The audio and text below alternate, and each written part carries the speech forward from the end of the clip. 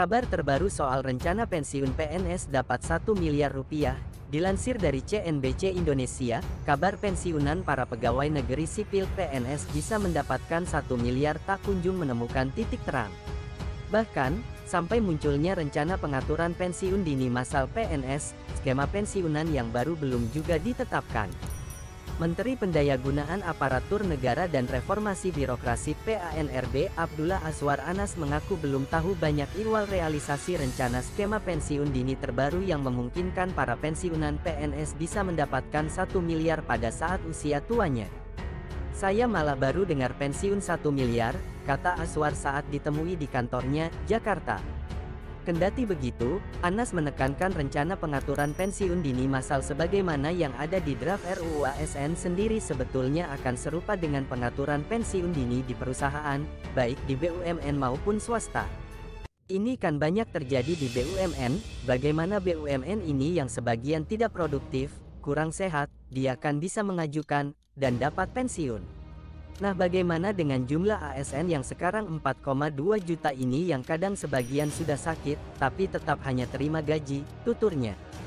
Menurut Anas, pengaturan pensiun dini itu pada dasarnya juga merupakan buah dari usulan para ASN, termasuk yang ada di daerah di samping DPR sendiri. RUU ASN telah ditetapkan DPR menjadi program legislasi nasional prolegnas prioritas pada 2023.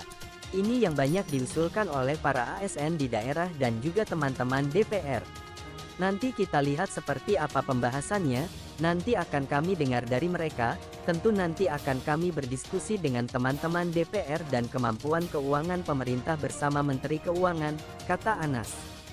Dengan catatan terbaru ini, realisasi perubahan skema dana pensiunan pegawai negeri sipil PNS dari yang selama ini pay as you go menjadi fully funded hingga bisa mendapatkan total dana 1 miliar masih belum juga jelas.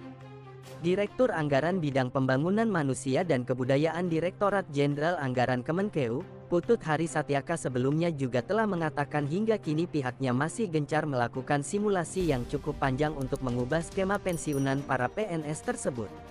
Belum ada tahapan ke finalisasi perubahan skema. Belumlah 2023. Masih perlu simulasi yang cukup panjang karena konsekuensinya cukup besar. Artinya skema pensiun dari manfaat pasti ke iuran pasti itu konsekuensinya sangat besar, kata Putut saat ditemui di kantor Kementerian Keuangan, Jakarta.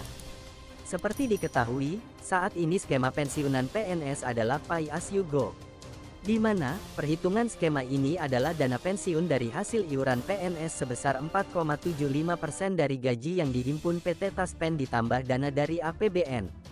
Dengan skema yang baru ini atau disebut dengan iuran pasti alias fully funded, uang pensiunan yang diterima PNS akan lebih besar, karena iuran yang dikenakan adalah persentase dari take home pay THP, yang jumlahnya lebih besar.